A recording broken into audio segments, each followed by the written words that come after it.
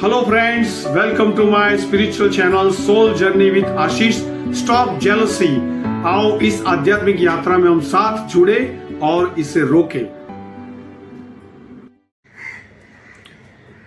प्रणाम दर्शक मित्रों, आजना एपिसोड में ईर्ष्या, एनवी, जेलसी ए अपना जीवन में केवुं वावाजोडुं सर्जे छे ते आपणे अहींया जोईशुं।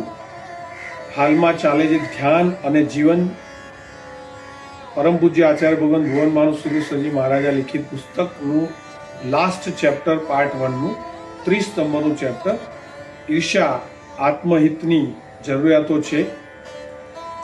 તો અસંમત નાસ્તિક જે છે, લાસ્ટ એપિસોડ આપણે જોયું કે લલિતાંગ મુનિને મારવાના ઘણા બધા પ્રયત્નો કરે છે, કારણ કે લલિતાંગ મહર્ષિ એ પોતાના તપના પ્રભાવે બધી રીતે બચી જાય છે। તેમને બાળવાનો પ્રયત્ન કરે છે અસંમત નાસ્તિક, તો પણ બચી જાય છે, અને પૂરના પાણીમાં પણ તે તણાતા નથી, એટલે લોકો એમની પ્રશંસા કરે છે।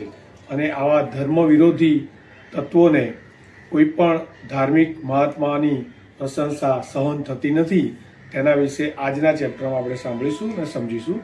તો અસંમત નાસ્તિકને ધર્મ માનવો જ નથી, પછી તેને આંતરશત્રુ સામે લડી લેવાનું અને બહારનાની સામે સહિષ્ણુતા કેળવવાનું શિક્ષણ કે સમજ ક્યાંથી?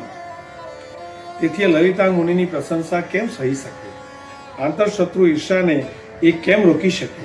એને મુનિ પર ભારે ઈર્ષા આવી, દ્વેષ વધી ગયો અને હવે કેમ એમનો નાશ કરું એના વિચારમાં ચડ્યો। આ સૂચવે છે કે ધર્મમાં માનનારે સહિષ્ણુતા ધર્મ કેળવવો જ જોઈએ, ઈર્ષા નહીં જ કરવાની। ઈર્ષા કેવી ગોજારી છે! આ લલિતાંગ મુનિએ શું અસંમત નાસ્તિકનું કંઈ બગાડ્યું છે? પ્રશંસા અને નિંદા કરે છે તો લોકો કરે છે, તેમાં મુનિનો શું વાંક? પરંતુ ઈર્ષા દુર્ગુણ જ એવો આંધળો છે કે ગુનો કોઈનો જોવાનો જ નહીં।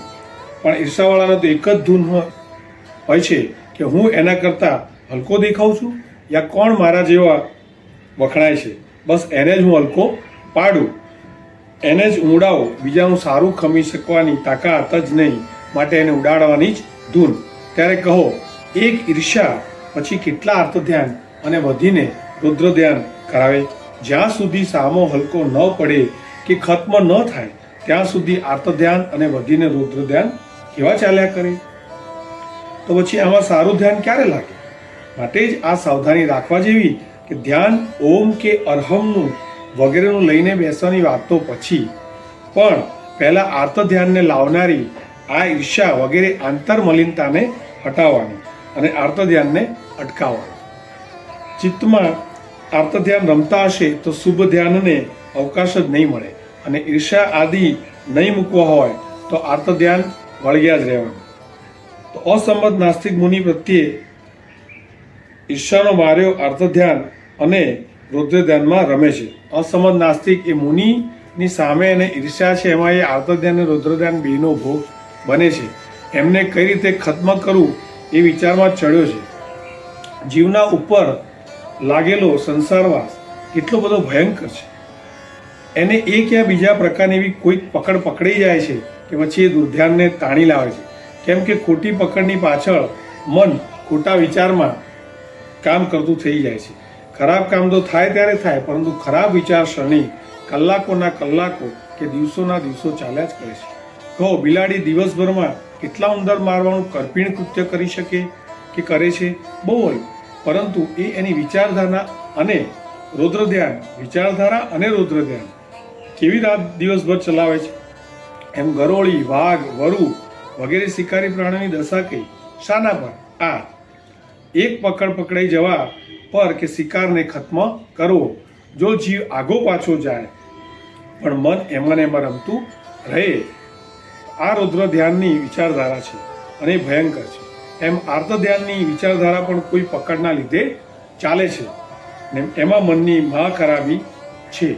તો આ આપણે હજી આગળ આમાં શું થશે તે જોઈશું। આજના અત્યારના વિડીયોમાં આપણે એટલું સમજવું જોઈએ કે કોઈ પણ આર્ત ધ્યાન ને રુદ્ર ધ્યાનને લાવનારી આ ઈર્ષા છે।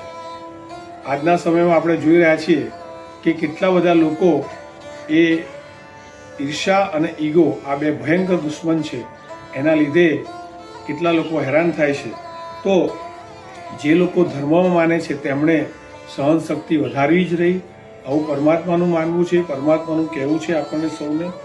અને જ્યાં સુધી આવી ઈર્ષા એ છે ત્યાં સુધી દુર્ધ્યાન રહેશે. દુર્ધ્યાનના લીધે એમાં આર્તધ્યાન રૌદ્ર ધ્યાન ચાલશે અને શુભ ધ્યાન ક્યારેય નહીં આવે. માટે ઈર્ષા કરવી ખૂબ જ ખરાબ છે. તો આ સાથે આપણે આજનો એપિસોડ પૂરો કરીએ છીએ. જીનાગના વિરુદ્ધ કંઈ પણ કહેવાય ગયું હતું તે મિચ્છામી દુક્કડમ પ્રણામ. તો bye bye. Please subscribe my YouTube channel soul journey with Ashish. Like, share, comment. Thank you very much. આપ એને સબસ્ક્રાઇબ કરવા નમ્ર વિનંતી. લાઇક, શેર, કોમેન્ટ કરજો અને બીજાને પણ શેર કરજો જો આપને ધર્મમાં રસ હોય તો. પ્રણામ. જય.